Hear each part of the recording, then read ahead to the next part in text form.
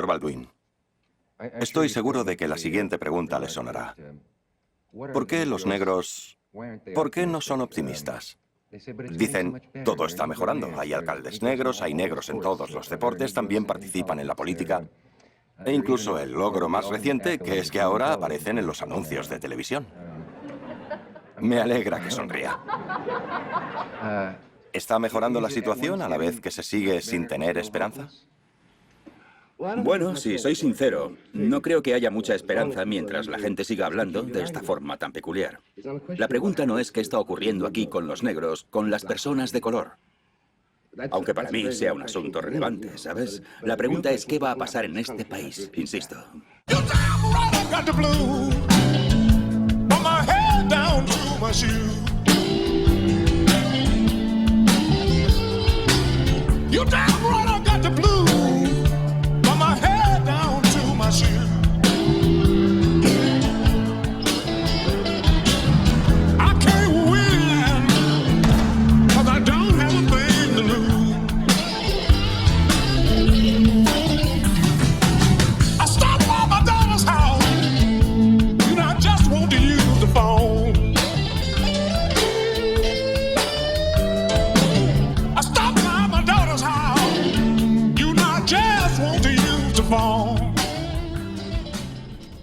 Para Jay Acton, de la agencia literaria Spartan, 30 de junio de 1979. Estimado Jay, te confieso que estoy escribiendo la siguiente propuesta con un estado de ánimo, en cierto modo, dividido. El verano apenas ha comenzado y ya siento que casi ha terminado. Cumpliré 55 años, sí, 55, el mes que viene. Estoy a punto de emprender mi viaje. Un viaje que, siendo honesto, siempre supe que tendría que hacer, aunque esperaba que quizás... Bueno, en realidad esperaba no tener que hacerlo tan pronto. Considero que se llama viaje porque es imposible saber lo que descubrirás en el camino, lo que harás con lo que te encuentres o lo que eso hará contigo.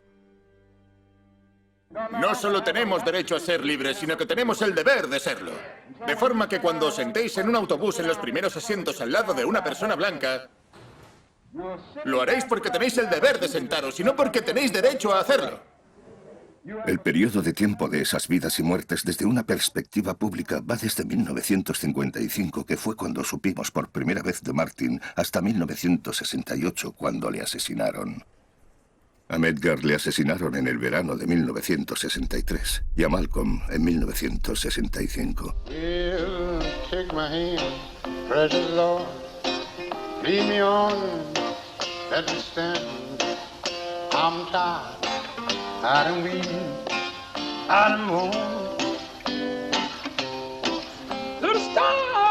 Estos tres hombres, Medgar, Malcolm y Martin, eran muy diferentes.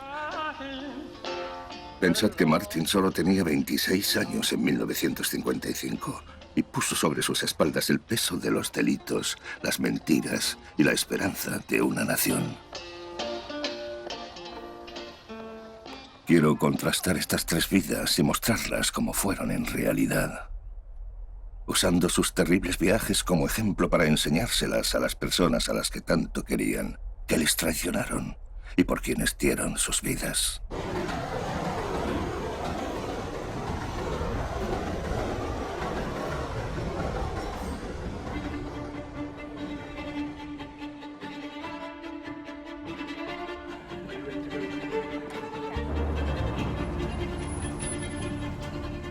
En el momento en que un niño negro entre en la escuela, todo buen padre digno y decente que se precie debería sacar a su hijo blanco de tan nefasto lugar.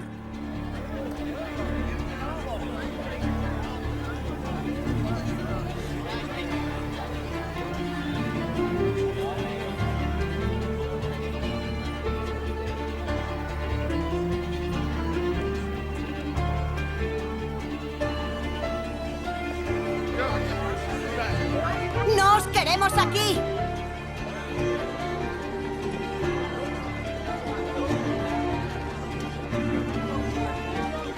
Dios perdona el asesinato y el adulterio, pero le enfada y le vuelve loco todo aquel que integra.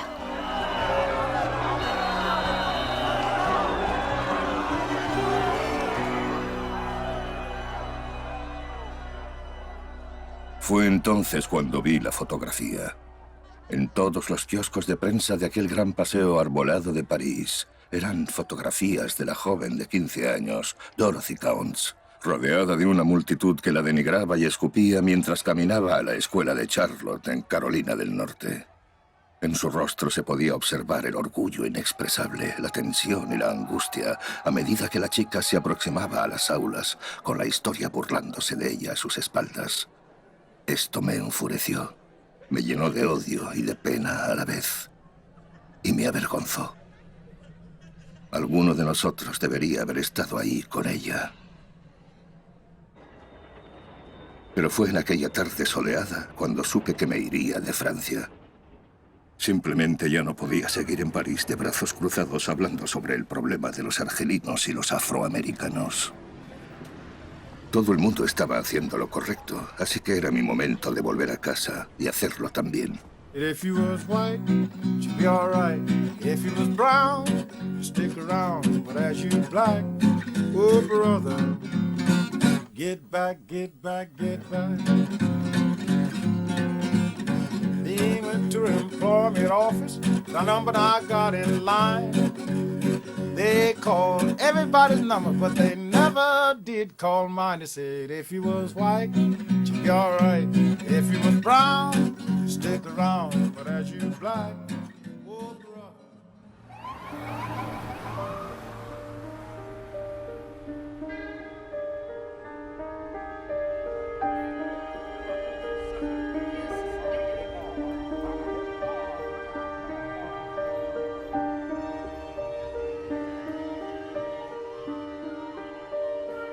Por fin llegué a casa. Sentí la ilusión y a la vez vi la realidad de todo aquello. Durante mis años en París, nunca he echado de menos nada americano. Ni los gofres, ni el helado, ni los perritos calientes, ni el béisbol, ni las majorettes, ni las películas, ni el Empire State, ni Coney Island, ni la Estatua de la Libertad, ni el Daily News, ni Times Square.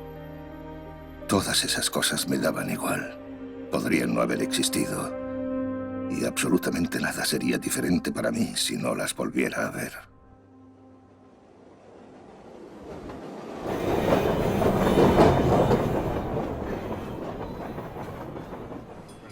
Pero sí eché de menos a mis hermanos y hermanas y a mi madre. Ellos marcaban la diferencia. Quería poder verlos. Y también a sus hijos. Esperaba que no me hubiesen olvidado. Eché de menos los domingos por la mañana en Harlem, el pollo frito y las galletas. Eché de menos la música, eché de menos el estilo, ese que nadie más en el mundo tiene. Eché de menos esas caras oscuras llenas de misterio, la forma de mirar de esos ojos y cómo cuando una cara oscura se expresa, la luz parece irradiar en todas direcciones. En definitiva, eché de menos mis vínculos y la vida esa que me hizo ser quien soy, me alimentó y me sostuvo. Ahora, aunque era un extraño, estaba en casa.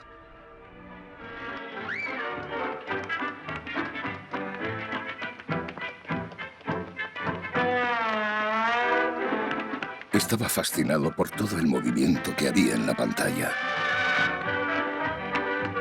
Tenía unos 7 años y estaba con mi madre o mi tía. La película era Danzad, locos, danzad.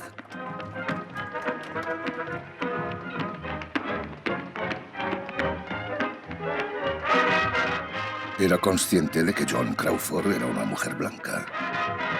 Incluso recuerdo que poco después me hicieron ir a comprar algo a la tienda y una mujer de color que para mí era idéntica a Joan Crawford estaba comprando.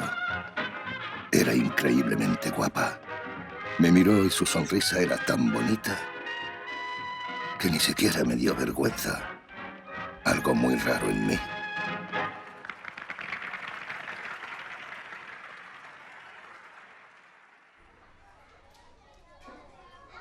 Para entonces, una joven profesora blanca llamada Bill Miller ya se había hecho cargo de mí en la escuela. Era una mujer muy guapa y que considero muy importante. Ella me dio libros para leer y me hablaba de ellos. También me hablaba del mundo. De Etiopía, de Italia y del Tercer Reich alemán. Me llevaba a ver obras y películas a las que nadie habría imaginado llevar a un niño de 10 años.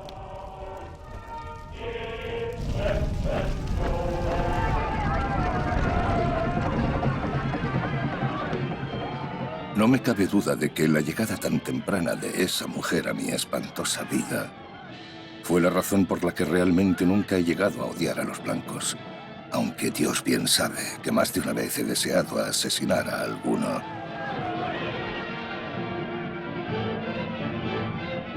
Por tanto, empiezo a sospechar que los blancos no actuaban de la forma en que lo hacían debido a su raza, sino por algún otro motivo. Solo era un niño, por lo que era muy ingenuo. Acepté a Bill Miller por la persona que era o por cómo se comportaba conmigo. De todas formas, a ella también la trataban como a una negra, sobre todo los policías. Y detestaba a los terratenientes. Richard, can't get him up. Richard, can't get him up. Richard, can't get him up. Lazy Richard can't get him up. Richard. En esos días, nadie que se pareciese a mi padre había actuado todavía en el cine americano. Can't get him up. We'll try to get him on the phone. I was laying down dreaming. Bueno, eso no es del todo cierto. Estaban, por ejemplo, Stephen Fetchit, Willie Best y Manton Moreland, a quien odiaba con más o menos razón. Me parecía que mentían sobre el mundo que conocía y lo degradaban. Tampoco conocía a nadie como ellos, o eso creo. Pero también es posible que su terror cómico e intenso contase la verdad sobre un terror al que esperaba no tener que enfrentarme nunca. Sin embargo, no tengo ninguna duda sobre el terror del conserje negro en Ellos no olvidarán.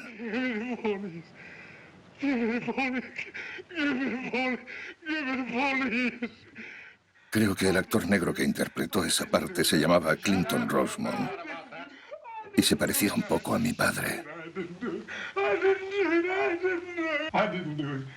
Está aterrorizado porque han violado y asesinado a una joven mujer blanca en esa pequeña ciudad sureña y su cuerpo se ha hallado en el lugar donde trabajaba como conserje. El papel del conserje es muy corto, aunque todavía recuerdo su cara como si la estuviera viendo. La fría brutalidad de esa película me asustó y me fortaleció a la vez.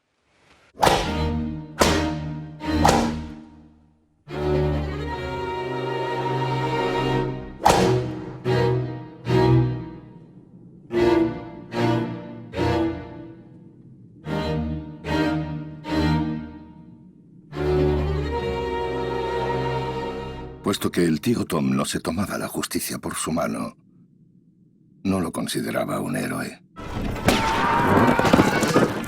Según lo que veía, los héroes eran blancos, y no lo digo solo por las películas, sino también por la tierra en la que vivía, donde éstas no eran más que un reflejo de la realidad. Yo despreciaba y temía a esos héroes porque se tomaban la justicia por su mano. Pensaban que la justicia era algo que les pertenecía, y sí, lo entendí. Mis compatriotas eran mis enemigos.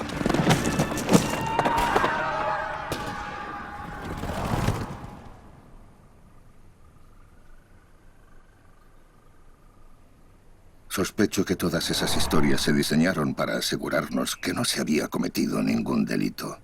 Hemos creado una leyenda a partir de una masacre. Si se dejan a un lado todos los hechos físicos que se podrían mencionar, las violaciones o los asesinatos, o la lista sangrienta de la opresión, con la que de alguna forma ya estamos demasiado familiarizados, ¿qué provoca todo esto en los subyugados? ¿Está destruyendo su sentido de la realidad? En el caso de los afroamericanos, Esto significa que naces en esta república reluciente. Y cuando lo haces, toda cara que te rodea es blanca y al no haberte visto en un espejo, al carecer de conocimiento alguno, supones que tú también lo eres.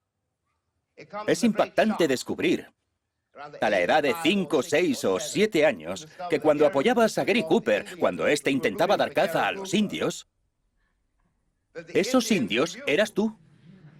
Es impactante descubrir que el país en el que nacisteis y al que debéis vuestras vidas e identidades no ha desarrollado ningún lugar para vosotros en todo su sistema. Estimado Jay, espero que tengas tanta curiosidad como yo en lo que respecta a la realización de este proyecto editorial. Técnicamente sé cómo hacerlo. Es cuestión de investigar y viajar. Y contigo o sin ti, lo haré de todas formas. Será en septiembre cuando me ponga en camino. Este camino significa mi regreso al sur, en el que, por poner algunos ejemplos, veré a Mirlie Evers y a sus hijos, que ya no serán tan niños. Significa volver a Atlanta, a Selma y a Birmingham. Significa ver a Coretta Scott King y a los hijos de Martin. Sé que la hija de Martin, cuyo nombre no recuerdo, y la hija mayor de Malcolm, Atala, son actrices. Y al parecer también amigas. Significa ver a Betty Shabazz, la viuda de Malcolm, y a sus 6 hijos. Significa exponerme como uno de los testigos de las vidas y las muertes de sus famosos padres. Y significa más, mucho más que eso. Una nube de testigos, como San Pablo una vez lo describió.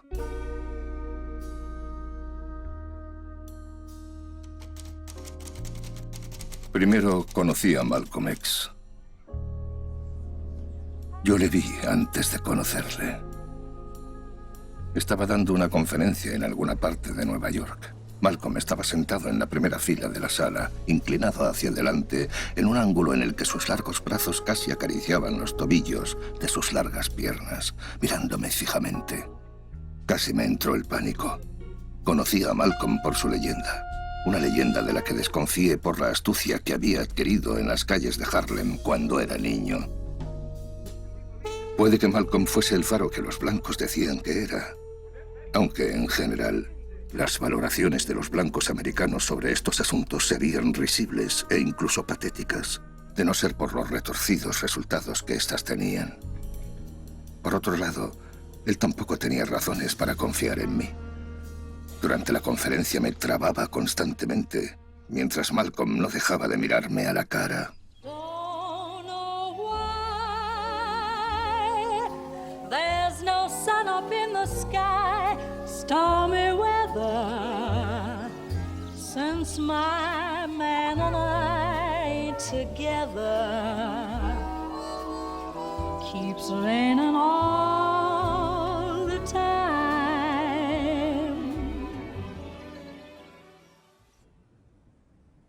Como miembro de la Asociación Nacional para el Progreso de las Personas de Color, Medgar investigaba el caso del asesinato de un hombre negro que había tenido lugar unos meses antes. Me mostró cartas de otros negros pidiéndole que lo hiciera y me pidió que le acompañase.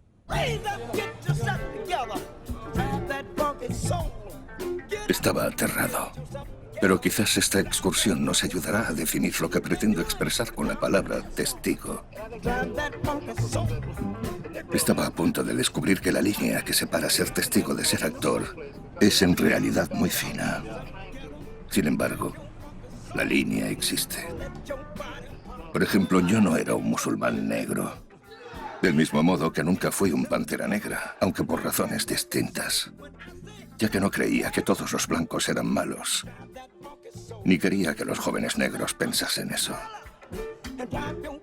No era miembro de ninguna congregación cristiana porque sabía que no respetaban el mandamiento «amarás al prójimo como a ti mismo». Ni tampoco pertenecía a la Asociación Nacional para el Progreso de las Personas de Color porque en el norte donde crecí, esa asociación se vinculaba a distinciones de clases de negros o espejismos de estas. lo que repelió a un limpiabotas como yo. No tuve que lidiar con el estado criminal de Mississippi hora a hora y día a día, por no hablar de noche tras noche. No tuve ese sudor frío que te invade tras tomar decisiones que afectan a cientos de miles de vidas. No era responsable de recaudar dinero, de decidir cómo usarlo, ni de las estrategias que controlaban los grupos de oración, las manifestaciones, las peticiones o las campañas de inscripción de votantes. Vi a sheriffs, a diputados, a la guardia de asalto, prácticamente de paso. Nunca iba a la ciudad para quedarme. A veces esto afectaba a mi moral. Pero tenía que aceptar que con el paso del tiempo, parte de mi responsabilidad como testigo era moverme todo lo que pudiera con la mayor libertad posible para escribir la historia y difundirla.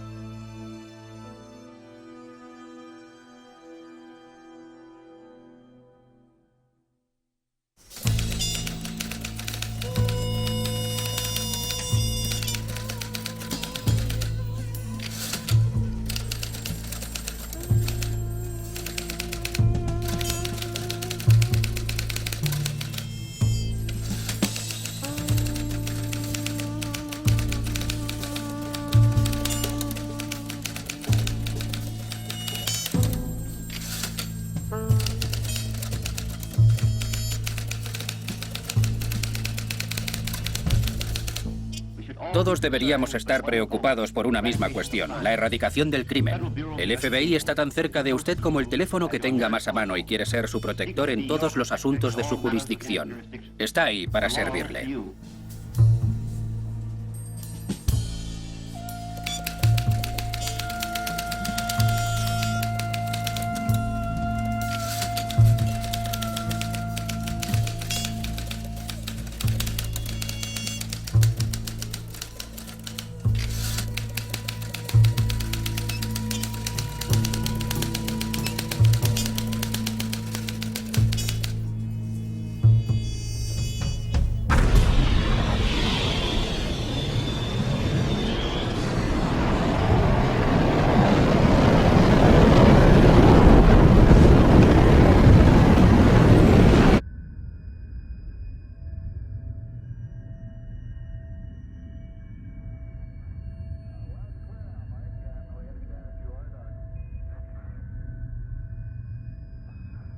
Los blancos están pasmados ante los hechos acontecidos en Birmingham, pero no los negros.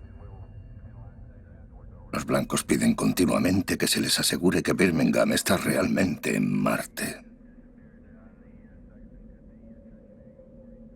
No quieren creerlo, y ni mucho menos actuar creyendo que lo que está ocurriendo allí también está ocurriendo en todo el país. No quieren darse cuenta de que no hay un paso moral o real entre Birmingham y Los Ángeles.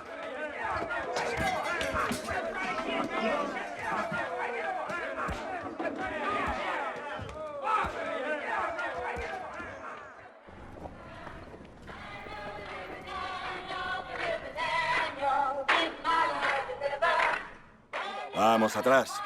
Atrás, atrás.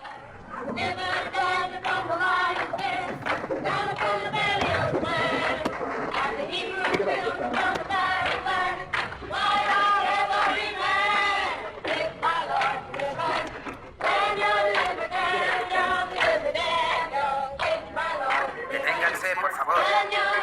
Hagan el favor de detenerse. Hemos invitado a 3 hombres que encabezan la lucha de los negros a sentarse con nosotros para hablar frente a una cámara de televisión. Cada uno de estos hombres, mediante sus palabras y acciones, pero con maneras y medios muy diferentes, es portavoz de algún segmento de la población negra actual. Las personas de raza negra de este país han sido víctimas de la violencia a manos de las de raza blanca durante 400 años. Y al seguir a los ignorantes pastores negros, pensamos que ofrecerle la otra mejilla al bruto que nos maltrataba era una buena actitud divina. Malcolm X uno de los exponentes más elocuentes de la filosofía de los musulmanes negros, ha dicho sobre tu movimiento y tu filosofía que beneficia al opresor blanco y que les gusta oírte hablar sobre el amor al opresor, porque esto desarma al negro y hace que éste encaje en el estereotipo del negro como un ser dócil, como una criatura que pone la otra mejilla. ¿Podrías responder a estos comentarios del señor X, por favor? Bueno, en este contexto, no concibo el amor como una tontería emocional, sino como algo fuerte y organizado que se materializa en acciones directas poderosas. Esto es lo que he intentado enseñar en la lucha en el sur. No estamos implicados en una lucha en la que nos sentamos y nos cruzamos de brazos. Hay una gran diferencia entre el pacifismo ante el mal y la resistencia pacífica.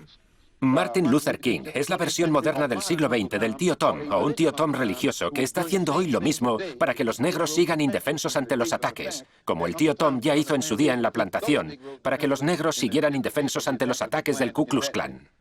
Aún así, creo que podemos estar seguros de que la gran mayoría de negros que se involucran en la demostración de la filosofía pacífica y que la entienden serán capaces de enfrentarse a los canallas y a todos los demás métodos brutales que usan sin contraatacarles con violencia, porque entienden que uno de los principios fundamentales de esta filosofía es la disposición a ser víctima de la violencia, pero sin infligirla sobre los demás. En lo que respecta a Malcolm y a Martin, vi como dos hombres que venían de entornos inimaginablemente diferentes y que originalmente eran polos opuestos, acercaban posturas cada vez más. Cuando murieron, estas eran prácticamente idénticas.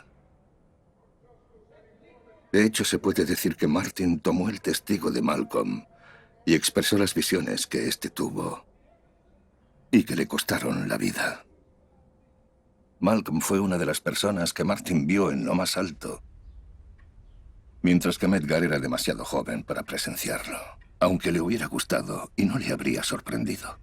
Pero fue al primero que asesinaron. Yo era mayor que Medgar, Malcolm y Martin. Me enseñaron al crecer que se supone que el mayor debe ser un modelo para los menores. Y, por supuesto, se espera que sea el primero en morir. Ninguno de los tres llegó a los 40 años.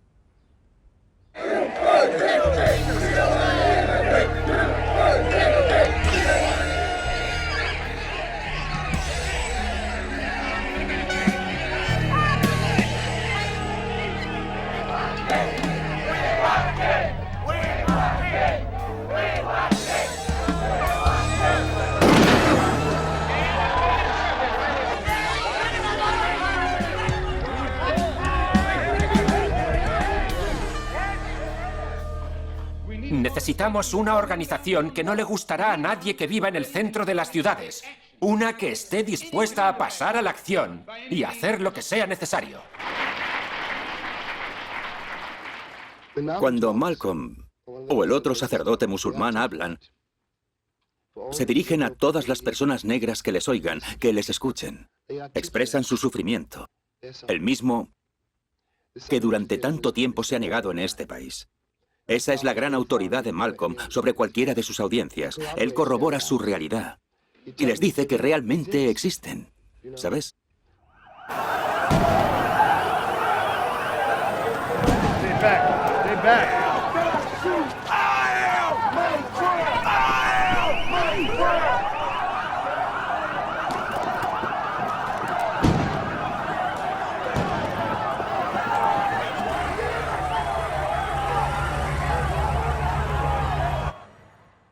Este es uno de esos días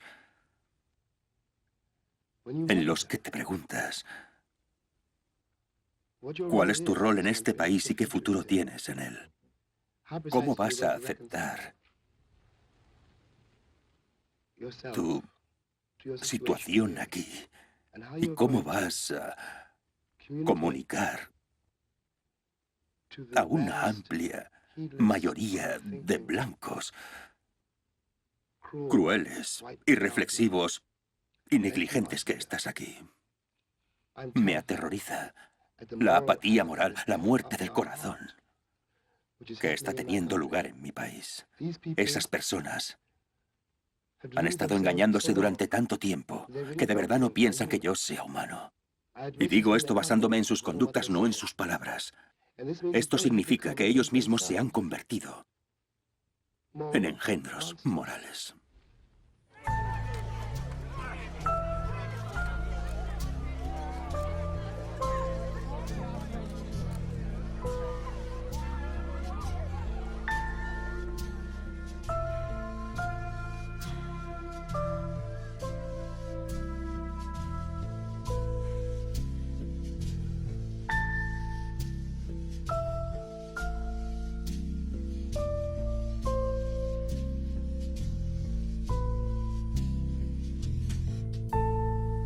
La mayoría de blancos americanos que he conocido tenían una criada negra o un amigo negro en el instituto, pero nunca, o casi nunca, vinieron a mi cocina después de que terminasen las clases. Estábamos segregados desde que entrábamos en la escuela. Por tanto, no conocen realmente lo que significaba para mí salir de casa o salir del colegio de vuelta a Harlem.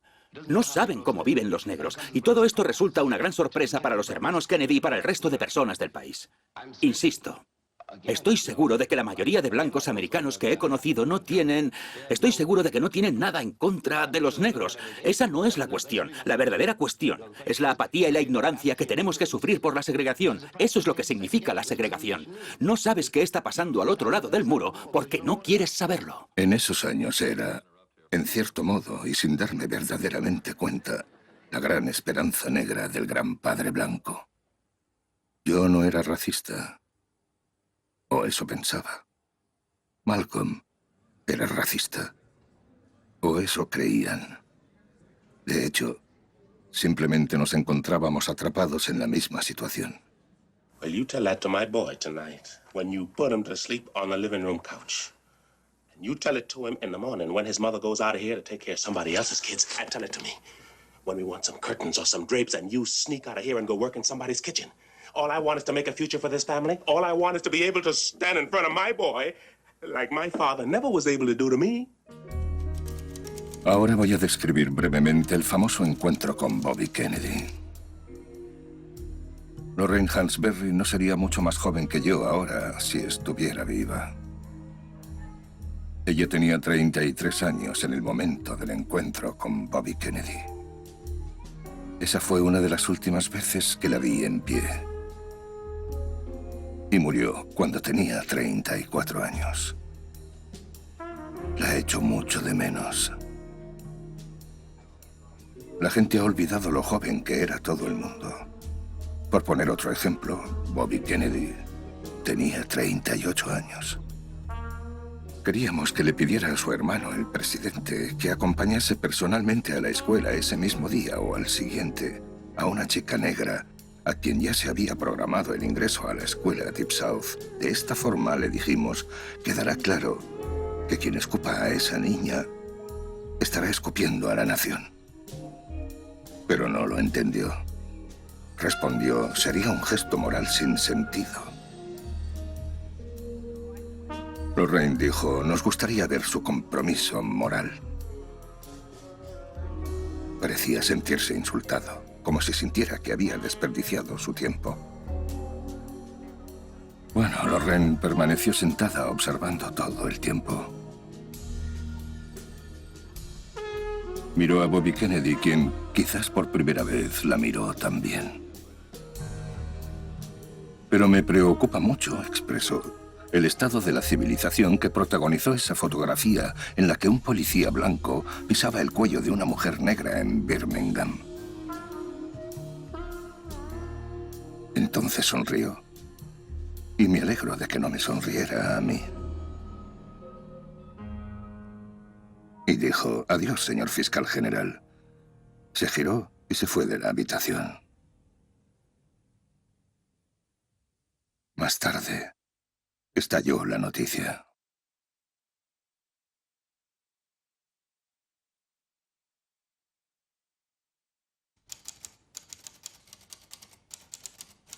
La última vez que vi a Medgar Evers fue cuando pasé por su casa de camino al aeropuerto para poder autografiarle mis libros a él, a su esposa y a sus hijos.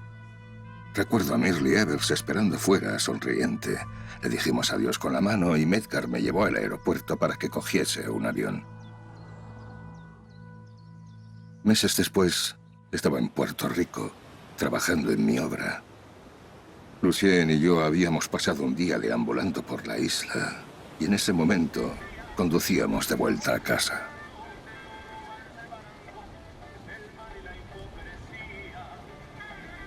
Hacía un día soleado, espléndido y maravilloso. La capota del coche estaba recogida y estábamos charlando y riéndonos mientras escuchábamos música.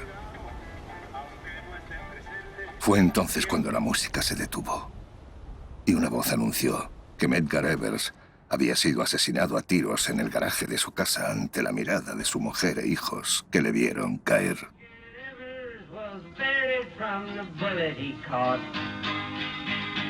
They're lowering him down as a king. But when the shadowy sun sits on the one that fires the gun, you'll see by his grave, on the stone that remains, carved next to his name, his epitaph plain, only a pawn in their game. El cielo azul parecía que se desvanecía como un manto. No podía articular palabra. No podía llorar. Solo recordaba su cara, brillante, hermosa y curvada. Su cansancio, el cual portaba como una piel. Como decía camino, en lugar de camino. Cuando me contaba cómo colgaba y ondeaba la ropa desgarrada de un cuerpo linchado en un árbol, frente al que tenía que pasar cada día. Medgar había muerto.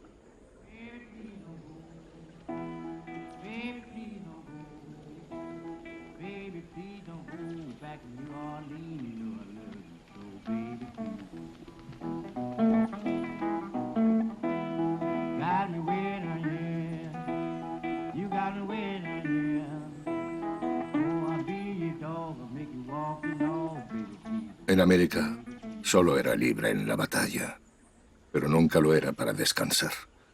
Y aquel que no encuentra forma alguna para descansar no sobrevive por mucho tiempo en la batalla.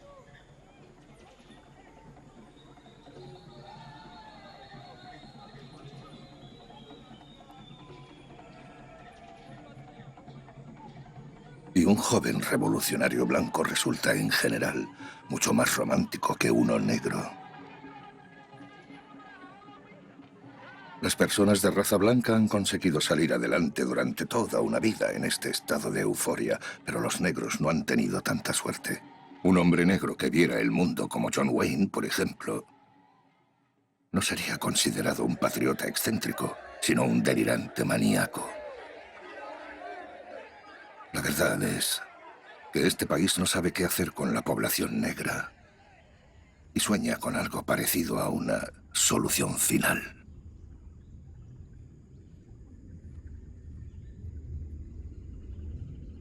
Los negros nunca han sido tan dóciles como los americanos blancos querían creer. Eso era un mito. Nosotros no cantábamos ni bailábamos en el dique. Intentábamos seguir con vida, sobrevivir a este sistema tan brutal. Los negros nunca han sido felices en este lugar.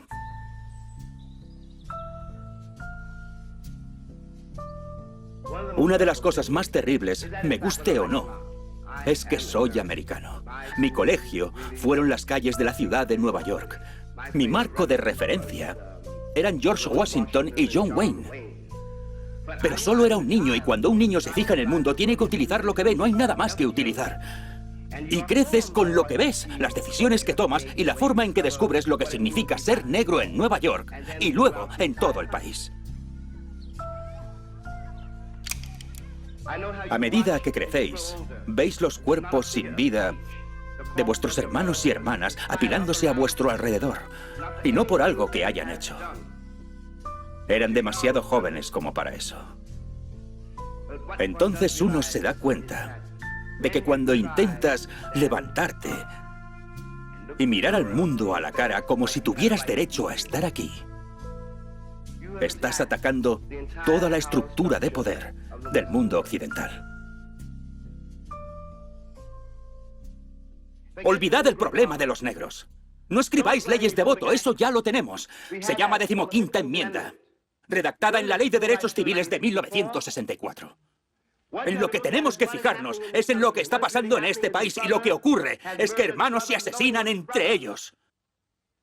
Hombres blancos linchan a negros sabiendo que son sus hijos.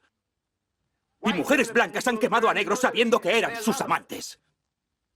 No es un problema racial, se trata de saber si estás dispuesto o no a echar un vistazo a tu vida y hacerte responsable de ella, y entonces comenzar a cambiarla. Esa gran casa del oeste de la que vengo es una casa, y yo soy uno de los niños que viven en ella. El problema es que soy el más despreciado de la casa. Y es porque los americanos son incapaces de afrontar el hecho de que soy carne de su carne, hueso de su hueso. Ellos me crearon. Mi sangre, la sangre de mi padre, está en esta tierra.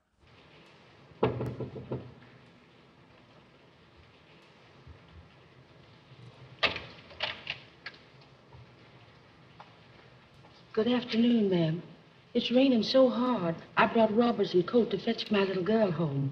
I'm afraid you've made some mistake. Ain't this the 3B? Yes. Well, this is it. It can't be it. I had no little colored children in my class. Oh, thank you. There's my little girl. Piola, you may go home.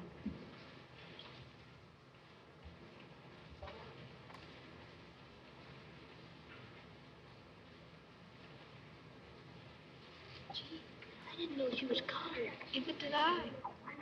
I hate you. I hate you. I hate you. Viola. Viola.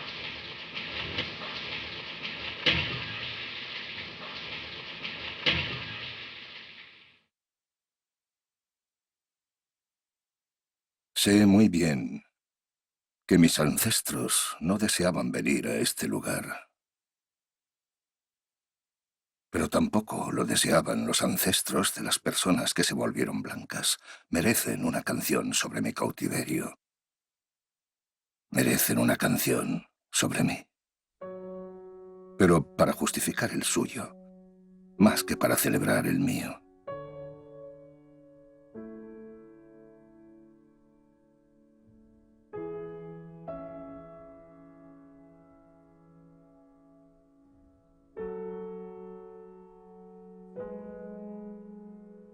De América siempre me ha sorprendido la pobreza emocional inescrutable y el temor por la vida humana, por el contacto. Tanto que prácticamente ningún americano parece ser capaz de conseguir algún tipo de conexión orgánica y viable entre su posición pública y su vida privada.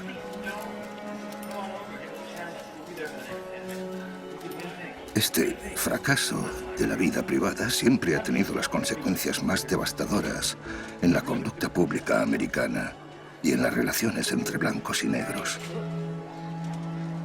Si a los americanos no les aterrara tanto su vida privada, nunca habrían llegado a depender tanto de lo que ellos llaman el problema de los negros. But they said it wasn't nice to say nigger. Nigger! Nigger! Nigger! Poor little nigger kids. Love the little nigger kids. Who loved me? Who loved me? Este problema que inventaron para proteger su pureza les ha convertido en criminales y monstruos y les está destruyendo. Y esto no es por lo que puedan estar haciendo los negros o no, sino por el papel que la imaginación oprimida y culpable de los blancos le ha asignado a los negros.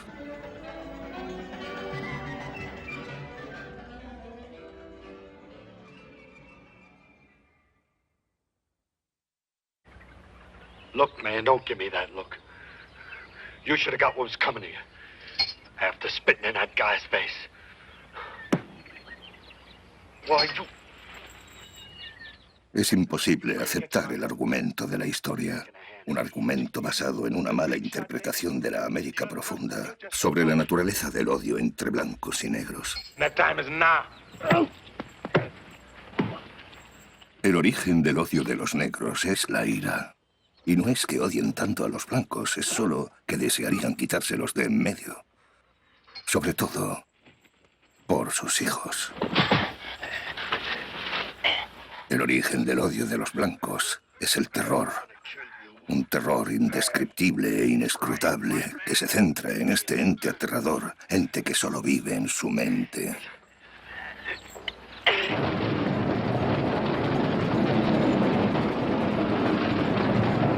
Come on! I can't make it. I can't make it.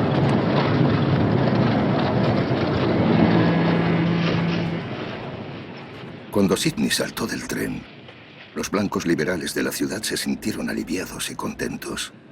Pero cuando los negros le vieron saltar, gritaron: «¡Estás loco! ¡Vuelve al tren!». El hombre negro salta del tren para tranquilizar a los blancos, para hacerles saber que no les odian y que aunque hayan cometido errores humanos, no han hecho nada por lo que ser odiados.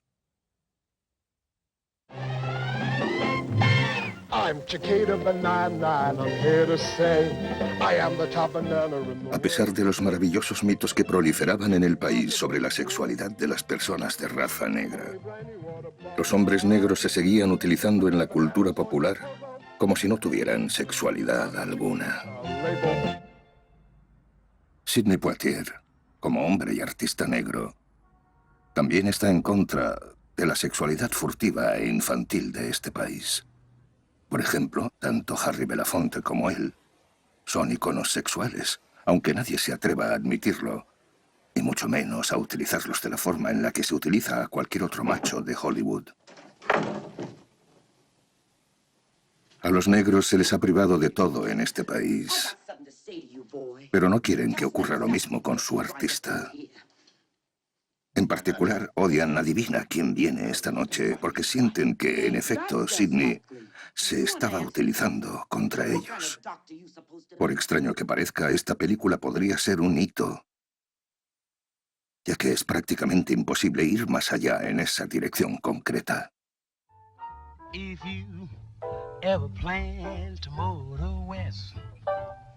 Para la próxima ocasión, tendrán que empezar con los besos.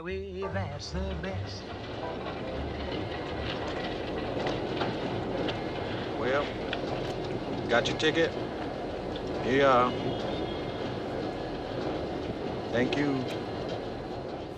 Soy consciente de que los hombres no se besan en las películas americanas, ni en América en general. En esta escena, el detective negro y el sheriff blanco tampoco lo hacen. You take care. You hear?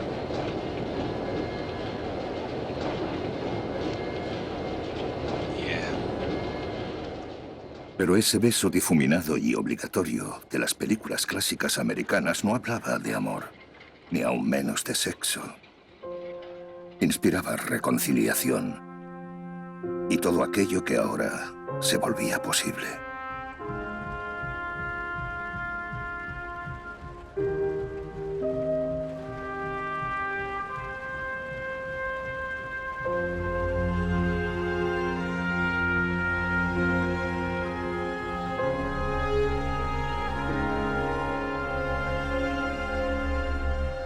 Conocí a una chica rubia en el Village hace mucho. Y a pesar del tiempo, nunca hablamos estando fuera de la discoteca. Ella estaba mucho más segura andando sola por la calle que yendo conmigo. Un hecho humillante y brutal que destrozó por completo cualquier tipo de relación que pudiéramos haber llegado a tener. Esto ocurre constantemente en América. Pero los americanos todavía no se dan cuenta de lo siniestro que es este hecho y de lo que revela sobre ellos.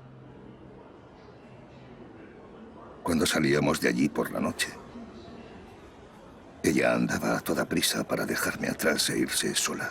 Yo esperaba unos 5 minutos y entonces también me iba solo, para coger por otro camino y encontrarme con ella en el andén del metro. Ni siquiera nos saludábamos. Entrábamos en el vagón del metro y nos sentábamos en extremos opuestos. Andábamos por separado por las calles donde reinan la libertad y la valentía hacia nuestro destino, la casa de un amigo o el cine.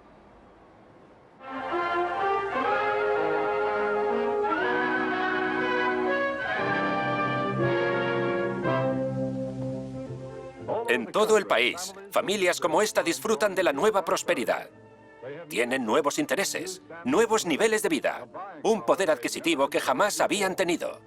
Son una buena oportunidad para prácticamente todo tipo de bienes y servicios, aunque con demasiada frecuencia estas expectativas se subestiman. Desde 1940 y solo en San Francisco, el mercado de consumidores negros ha aumentado en un 89%. Aquí encontrará millones de clientes para lo que quiera vender. Clientes con un total de 15.000 millones de dólares que gastar. Alguien me dijo una vez que las personas en general no asumen gran parte de la realidad. Se refería a que prefieren la fantasía a una recreación veraz de su experiencia. La gente tiene mucha realidad que asimilar, solo para llevar sus vidas adelante, criar a sus hijos y lidiar con los eternos problemas que son el nacimiento, los impuestos y la muerte. Los negros están progresando continuamente en este país. En muchas áreas el progreso no es tan rápido como debería ser, pero se está produciendo y trabajaremos para que siga siendo así. No hay razón alguna para creer que en un futuro cercano y probable, un negro también pueda ser presidente de los Estados Unidos. Por ejemplo, recuerdo cuando el antiguo fiscal general, el señor Robert Kennedy, afirmó que era posible que dentro de 40 años en América tuviéramos un presidente negro. Algo que, supongo, sonó a una declaración muy progresista para las personas de raza blanca. Ellos no estaban en Harlem cuando ésta se escuchó por primera vez. No escucharon, y seguramente nunca lo harán, las risas, el rencor o el desprecio con el que se recibió esta declaración. Desde el punto de vista de un hombre que está en una barbería de Harlem, Bobby Kennedy llegó ayer y ya está luchando por la presidencia.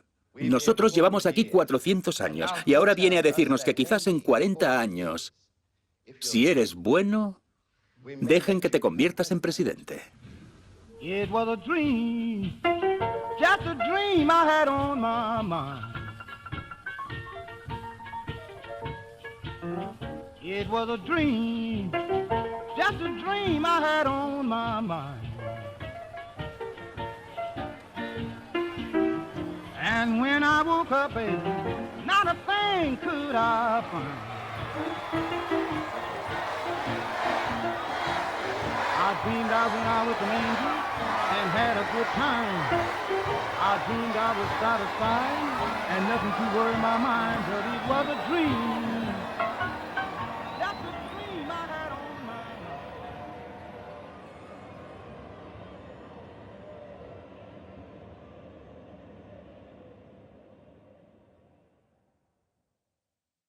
Os diré, desde un punto de vista muy literal, que los puertos, las vías férreas del país y sobre todo la economía, especialmente en los estados del sur, seguramente no serían lo que hoy en día son si no hubieran contado y si no siguieran contando con mano de obra barata durante tanto tiempo y tantas generaciones.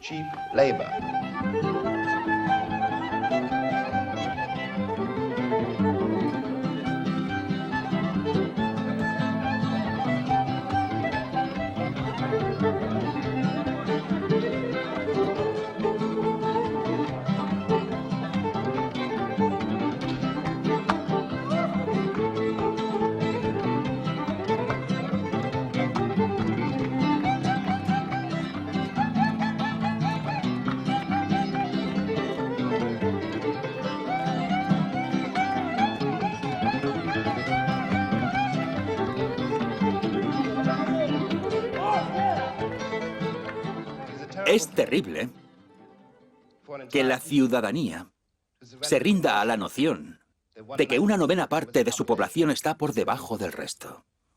Y hasta que llegue el momento en el que nosotros, los ciudadanos americanos, seamos capaces de aceptar el hecho, al igual que yo tengo que aceptar que mis ancestros son blancos y negros, de que en este continente estamos intentando forjar una nueva identidad para la que nos necesitamos los unos a los otros, en la que no soy un pupilo de América, ni un objeto de caridad para los misioneros.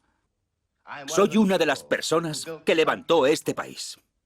Hasta este momento, apenas hay esperanzas de alcanzar el sueño americano, porque la presencia de las personas a las que se les impide formar parte de él, lo arruinarán. Y si eso ocurre, será un momento muy grave para Occidente. Gracias.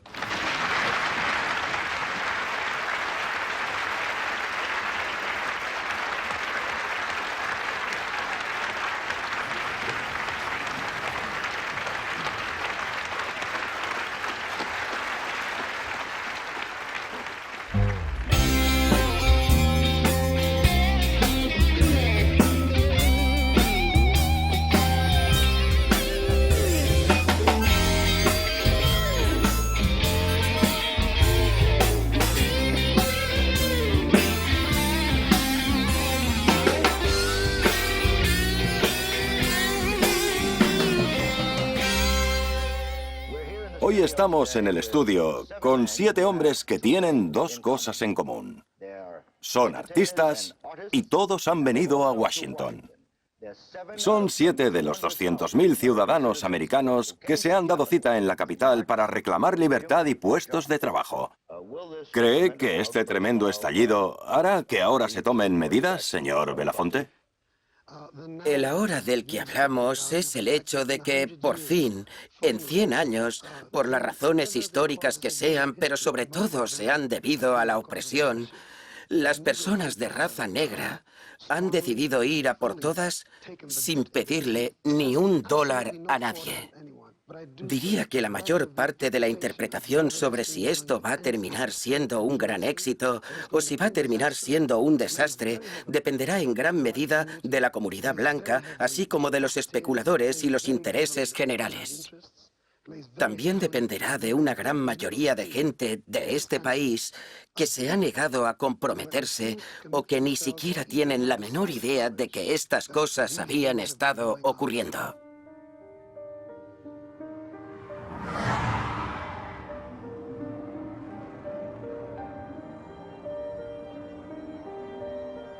Hablo como miembro de una democracia incuestionable y de un país muy complejo, que insiste en ser muy cerrado de mente.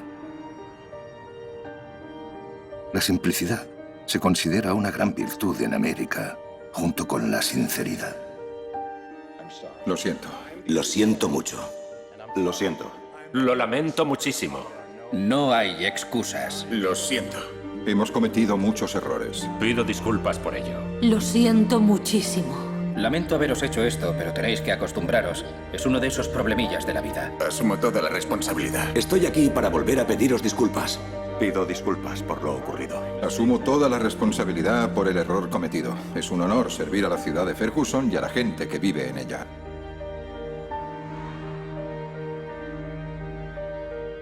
Uno de los resultados de esto es que la inmadurez también se considera una virtud. Así que alguien como, por ejemplo, John Wayne, que pasó la mayor parte de su tiempo en la pantalla reprendiendo a los indios, no necesitaba madurar.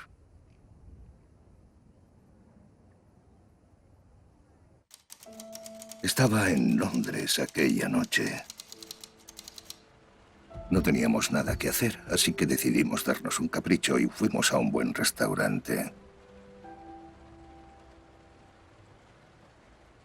El maître se acercó a decirnos que había una llamada para mí, y mi hermana Gloria se levantó para cogerla. Cuando volvió la noté muy rara. No dijo nada, y empecé a tener miedo de preguntarle. Los aperitivos llegaron y ella no quiso probar ninguno. Entonces dijo, bueno, tengo que contártelo porque la prensa está en camino. Acaban de asesinar a Malcolm.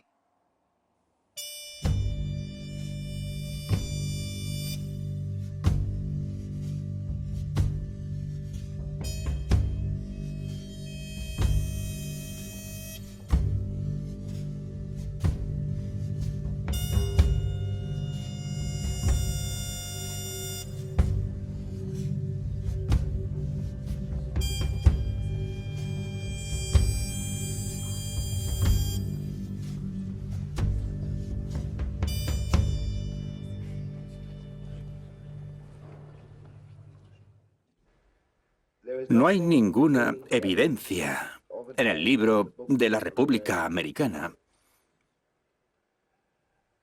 que realmente me permita responder al tipo que me diga: nos necesitaban para recolectar el algodón y ahora que ya no nos necesitan, van a matarnos a todos, al igual que hicieron con los indios. Y yo no puedo decirle que esta es una nación cristiana y que sus hermanos nunca le harán eso, porque el registro es demasiado largo y sangriento. Eso es lo que ha pasado. Ahora, todos los cuerpos enterrados empiezan a hablar. Digo que la violencia es necesaria. La violencia es parte de la cultura americana. Es tan americana como el pastel de cereza. Poder negro, hermanos.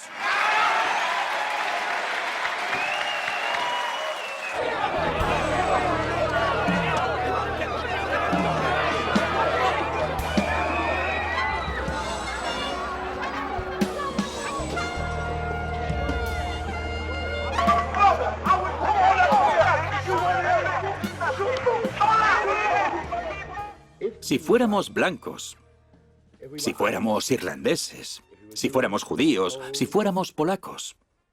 En definitiva, si tuviéramos en vuestras mentes un marco de referencia, nuestros héroes también serían los vuestros. Nat Turner sería un héroe en lugar de una amenaza. Malcolm X podría seguir vivo. Todos están muy orgullosos de Israel. No tengo nada en contra de ella, no quiero que se malinterprete, no soy antisemita. Pero bueno, cuando estos israelíes cogen un arma, o los polacos, o los irlandeses, o cuando cualquier hombre blanco del mundo dice, dadme la libertad o dadme la muerte, todo el mundo blanco le aplaude. Cuando un hombre negro dice exactamente lo mismo, palabra por palabra, se le juzga y se le trata como a un criminal, y se hace todo lo posible para usar de ejemplo a este negrata rebelde, para que no hayan más como él. Echa un vistazo a la tierra que amamos. Mira a tu alrededor donde quiera que estés. Esta belleza escénica interminable y esta libertad es un derecho americano inherente que significa muchas cosas diferentes para cada ciudadano. Es una tarde relajada en un buen campo de golf. Es un parque de atracciones. Es una montaña rusa. Es un día en la feria del condado. Es un día lleno de emoción y de viajes sin restricciones por los 50 estados. Es disfrutar sin límites de todas las joyas de la corona continental. Para todos nosotros, esto es América, con toda su belleza escénica, su herencia histórica y sus oportunidades ilimitadas. Ya hemos lanzado demasiadas bombas en la guerra de Vietnam. Por el honor de la nación, que paren los bombardeos y acabe la guerra.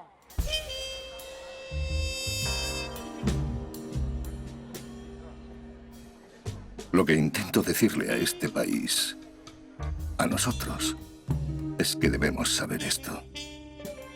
Debemos darnos cuenta de que ningún otro país en el mundo es tan grande, ni tan elegante, ni tan seguro, ni tan feliz, ni tan irresponsable, ni tampoco está tan muerto. Ningún otro país puede permitirse soñar con un Plymouth, una mujer y una casa cercada, y niños que crecen sin preocupaciones y van a la universidad para convertirse en ejecutivos que se casarán y tendrán un Plymouth y una casa y todo lo demás.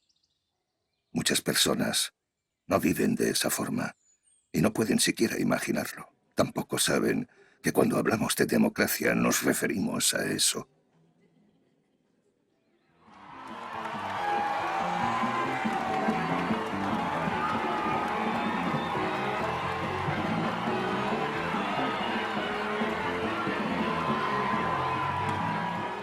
La industria está forzada, por la forma en la que está construida, a presentar a los americanos una fantasía de vida americana que se autoperpetúa. Su concepto de entretenimiento es difícil de distinguir del uso de narcóticos.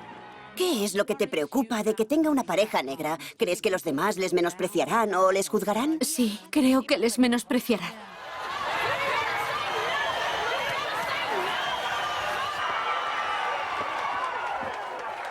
Ver la televisión durante el tiempo que sea es sinónimo de descubrir cosas espantosas sobre el sentido de la realidad americana.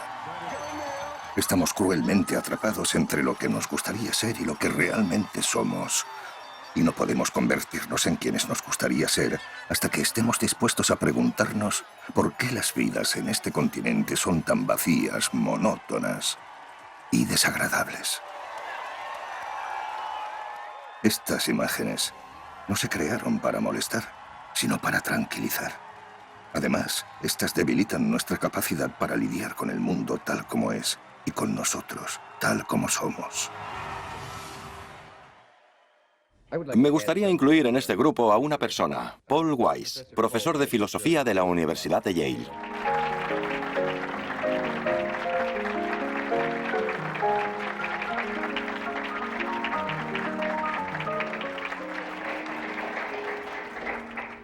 ¿Ha podido escuchar el programa Entre Bastidores? He podido escuchar gran parte, pero luego tuve que irme, así que solo he escuchado un poco. ¿Hay algo de lo que ha escuchado con lo que no esté de acuerdo? No estoy de acuerdo con casi nada, y claro, también hay cosas en las que sí coincido. Pero creo que está pasando por alto un asunto muy importante. Creo que todos nosotros estamos terriblemente solos. Él vive su propia vida individual. Se encuentra con todo tipo de obstáculos, como son la religión, el color, el tamaño, la forma o la falta de capacidad. Y el problema está en hacerse hombre. Pero en realidad no hablaba de eso. Estaba comentando las dificultades, los obstáculos y el verdadero peligro de muerte que genera la sociedad cuando un hombre de color intenta hacerse hombre. Todo este énfasis en el hombre negro y el blanco subraya algo que hay ahí. Lo enfatiza o quizás lo exagera y por tanto nos hace asociar a personas con grupos en los que no deberían estar. Tengo más en común con un estudiante negro que con un hombre blanco que está en contra de la escolaridad. Y tú tienes más en común con un autor blanco que con alguien que esté en contra de toda literatura. Entonces, ¿por qué siempre nos centramos en el color, en la religión o en...? Existen otras formas de conectar a las personas. Te diré algo. Cuando me fui del país, en 1948, lo hice por una única razón. No me importaba dónde ir. Podría haber terminado en Hong Kong o quizás en Timbuktu, pero terminé en París, en las calles de París, con $40 en el bolsillo. Y la teoría de que nada peor de lo que ya me había pasado aquí podría pasarme allí. Hablas de ganarse la vida como escritor y para eso tienes que deshacerte de todas las antenas con las que vives porque cuando te gires lo más mínimo podrías morir. Podrías morir. Y es muy difícil sentarse frente a una máquina de escribir y concentrarse si tienes miedo del mundo que te rodea. Los años que pasé en París me sirvieron para algo. Me liberaron de ese particular terror social, que no era una paranoia de mi propia mente, sino un peligro social real y visible en los rostros de cada policía, cada jefe y cada persona. Eso no... No sé cómo se sienten la mayoría de las personas blancas de este país, pero solo puedo incluir lo que sienten a partir del estado de sus instituciones. No sé si los cristianos blancos odian o no a los negros, pero sé que tenemos una iglesia cristiana que es blanca y otra que es negra. Como Malcolm X dijo una vez, sé que la hora más segregada de la vida americana es el mediodía del domingo. Para mí eso dice mucho de la nación cristiana. Significa que no puedo permitirme confiar en la mayoría de cristianos y aún menos en la iglesia cristiana. No sé si los sindicatos y sus encargados realmente me odian. Eso no importa, pero sé que no pertenezco a sus sindicatos. No sé si el lobby inmobiliario tiene algo en contra de las personas de color, pero sé que es el causante de que viva en los suburbios. No sé si el Consejo de Educación odia a los negros, pero sé qué libros les dan a mis hijos para leer y conozco los colegios a los que van. Aquí tienes las pruebas. ¿Quieres que dé un voto de confianza a un idealismo con el que poner en riesgo a mi persona, a mi mujer, a mi hermana y a mis hijos? Un idealismo que me aseguras que existe en América, pero que yo jamás he visto.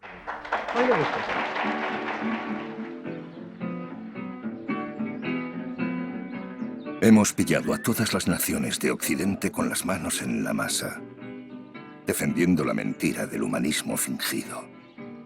Esto significa que su historia no tiene justificación moral, ni tampoco estos tienen autoridad moral.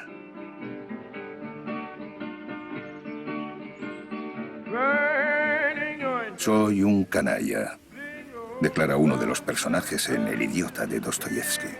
No creo en esos vagones que traen pan a la humanidad.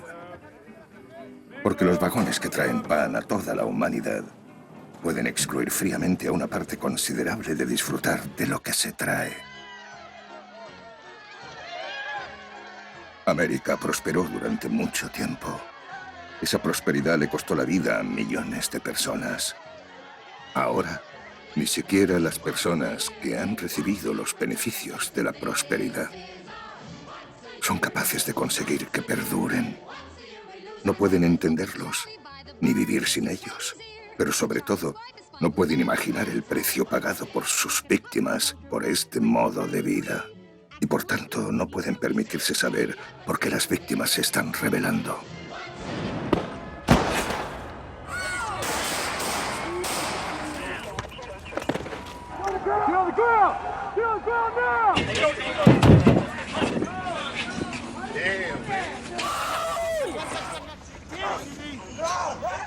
Esta es la fórmula para el declive de un reino o una nación.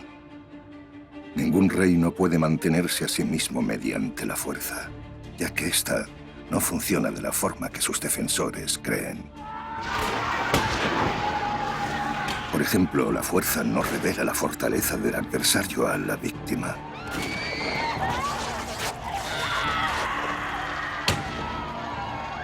Pero por el contrario, sí revela la debilidad e incluso el pánico del adversario.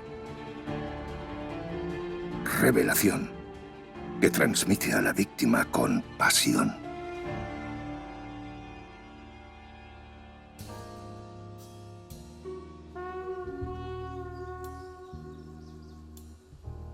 Hubo un día en Palm Springs que recordaré para siempre. Un día radiante. Me encontraba en Hollywood trabajando para la versión en pantalla de la autobiografía de Malcolm X. Esta era una tarea difícil, porque él le conocía. Habíamos discutido y trabajado juntos.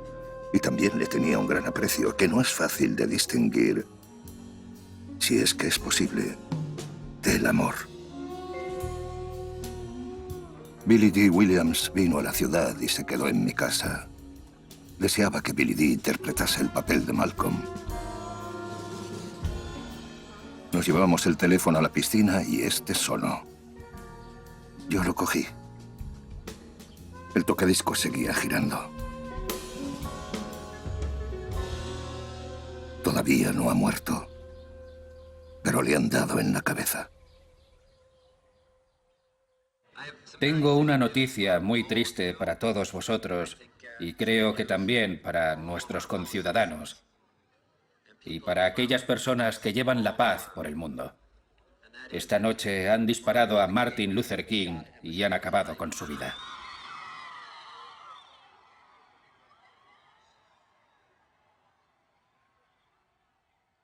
Apenas puedo recordar el resto del día. Recuerdo haber llorado por la ira impotente más que por la pena. Y a Billy intentando consolarme. Pero en realidad no recuerdo nada más.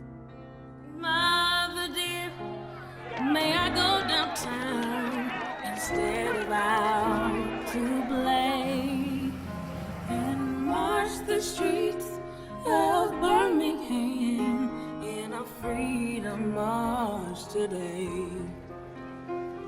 But mother, I won't be alone.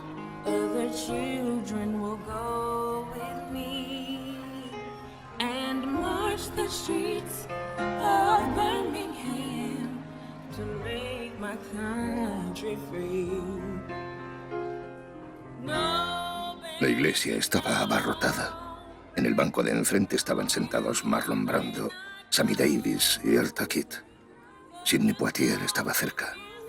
También vi a Harry Belafonte sentado al lado de Coretta King. Tengo un vestigio de mi infancia que me impide llorar en público. Y estaba concentrado en no venirme abajo. No quería llorar por Martin. Las lágrimas me parecían inútiles. Pero también tenía miedo. Y no creo que fuese el único. De que si empezaba a llorar, no sería capaz de parar. Comencé a llorar y me tropecé. Sammy me agarró por el brazo. La historia de los negros en América es la historia de América. No es la más bonita, pero ¿qué podemos hacer? Bueno, estoy cansado. No sé cómo ocurrirá. Pero sé que no importa lo que suceda porque será sangriento y muy duro. Sigo creyendo que podemos hacer algo con este país que no se ha hecho hasta ahora. Vivimos engañados porque pensamos en las cifras. No necesitas cifras. Lo que necesitas es pasión. Y eso lo demuestra la historia del mundo.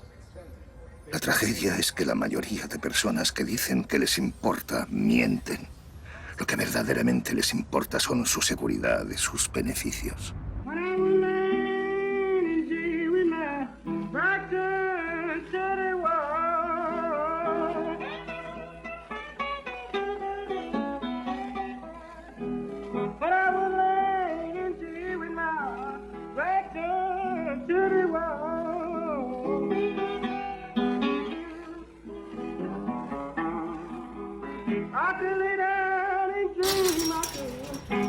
El modo de vida americano ha fracasado en su intento de hacer a las personas más felices o mejores.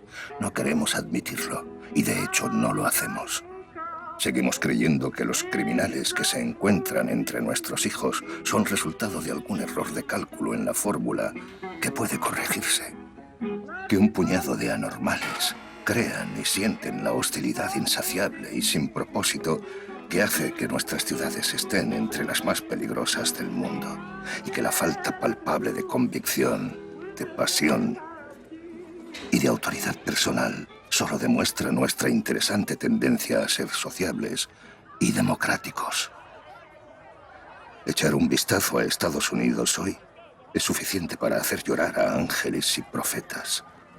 Esta no es la tierra de los libres, solo es de forma reacia y esporádica el hogar de los valientes.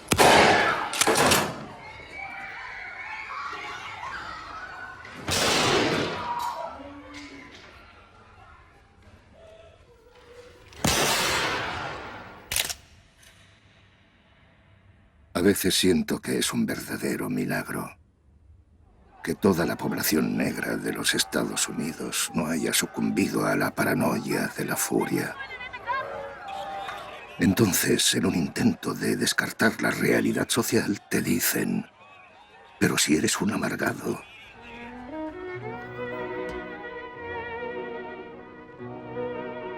Bueno, no sé si lo soy o no, pero si lo fuera, tendría mis razones.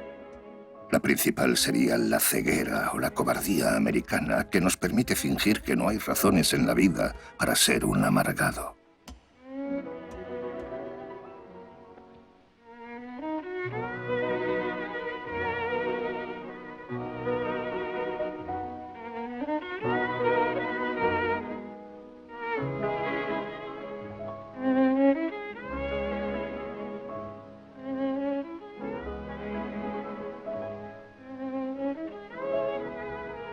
En este país, durante desafortunadamente mucho tiempo, ha habido dos niveles de experiencia.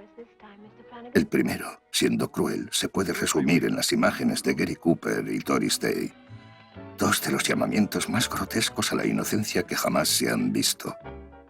Y el segundo, subterráneo, indispensable y negado, se puede resumir, digamos, en el tono y la cara de Ray Charles. Ooh, mama, don't you treat me wrong. Come and love me, daddy, all night long. Oh, I know it's all right now. Hey, hey, hey. When you see me in misery, come on, baby, see what we know. En este país nunca se ha producido una verdadera confrontación entre estos dos niveles de experiencia. Should I be bad or nice? Should I surrender his pleading words so tenderly entreat me? Is this the night that love finally defeats?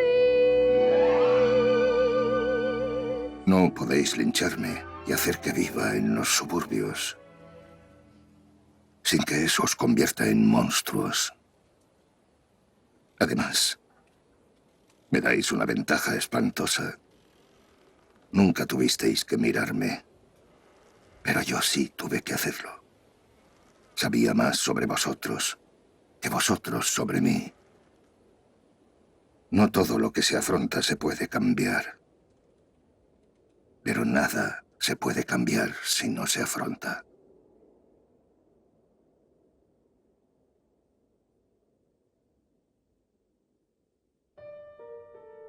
La historia no es el pasado, es el presente.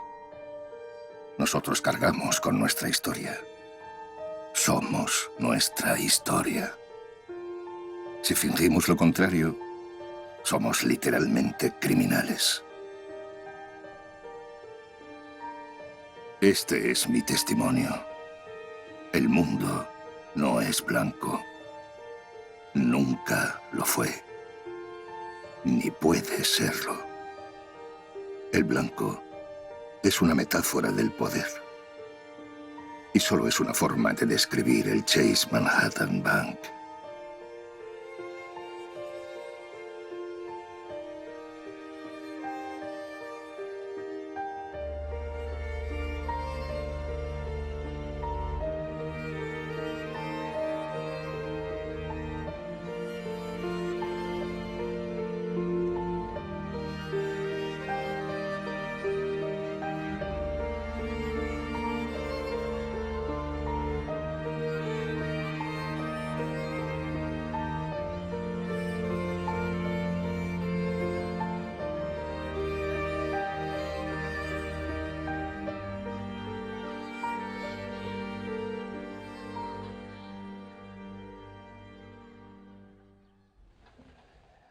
No puedo ser pesimista, porque estoy vivo.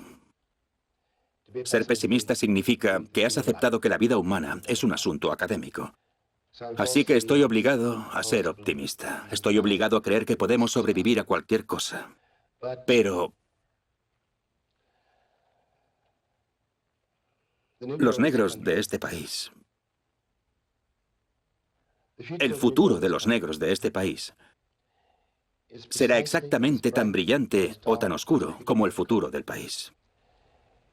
Dependerá por completo de los americanos y de nuestros representantes. Dependerá por completo de los americanos si deciden o no afrontar, tratar y acoger a quienes han calumniado durante tanto tiempo.